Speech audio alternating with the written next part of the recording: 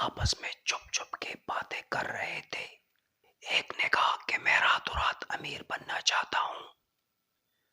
دوسرے نے کہا میرے پاس ایک بڑھیا پلان ہے، اگر تم اس پلان پر عمل کرو گے تو راتوں رات کروڑ پتی بن سکتے ہو۔ تیسرے نے پوچھا جلدی بتاؤ کیا پلان ہے؟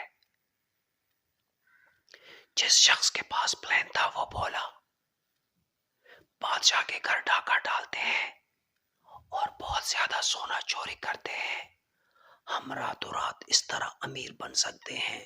جب یہ تینوں آپس میں باتیں کر رہے تھے تو اچانک ان کے پاس ایک اجنبی آیا۔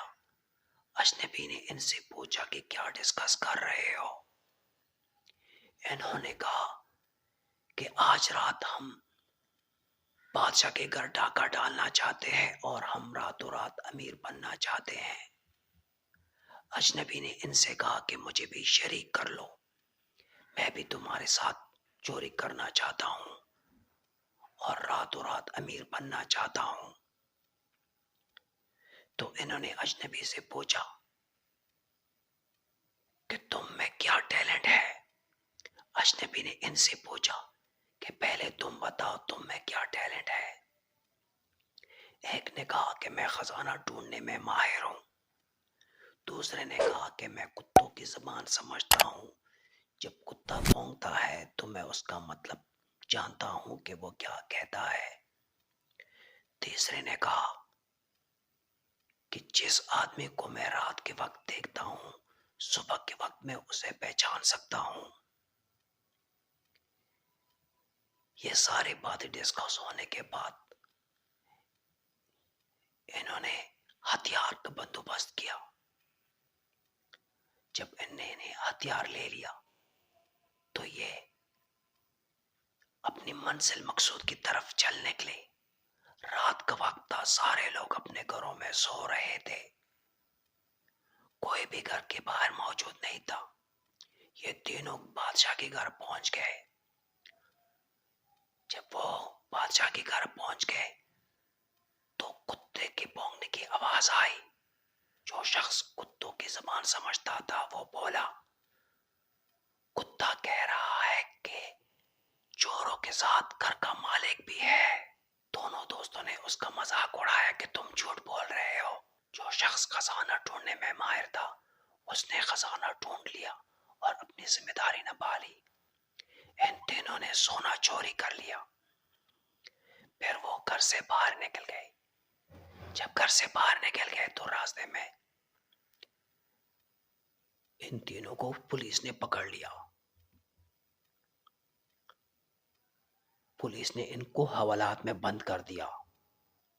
چند دن یہ حوالات میں رہے، آپس میں یہ باتیں کر رہے تھے کہ وہ چوتھا ساتھی کہاں ہے، وہ بھی ہمارے ساتھ تھا چوری کے وقت،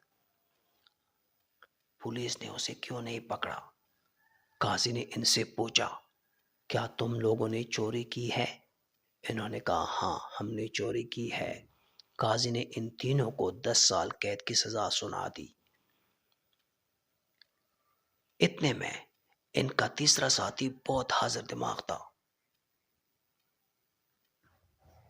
جس نے کہا تھا کہ جس شخص کو میں رات کے وقت دیکھتا ہوں اس شخص کو میں صبح کے وقت پہچانتا ہوں۔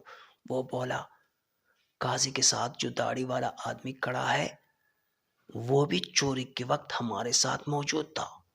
پھر ان تینوں ساتھیوں نے اس سے کہا کہ آپ نے کہا تھا کہ جب پولیس تمہیں پکڑے گی تو میں اشارہ کر کے تمہیں رہا کر دوں گا، اور ہم سب نے اپنا ٹیلنٹ کا استعمال کرتے ہوئے اپنی ذمہ داری نبھا دی۔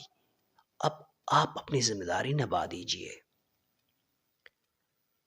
تو وہ بادشاہ تھا، چوری کے وقت بھی ان کے ساتھ تھا، اور جب کتا جو بھونک کر کہہ رہا تھا وہ صحیح کہہ رہا تھا کہ گھر کا مالک بھی ان چوروں کے ساتھ موجود ہے۔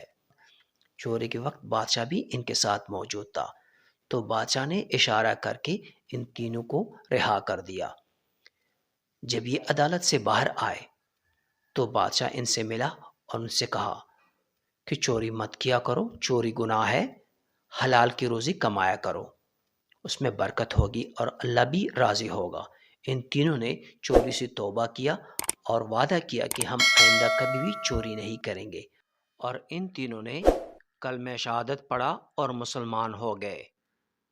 اشہد اللہ الہ الا اللہ وحدہ لا شریک لہ واشہد ان محمدا عبدہ ورسولہ۔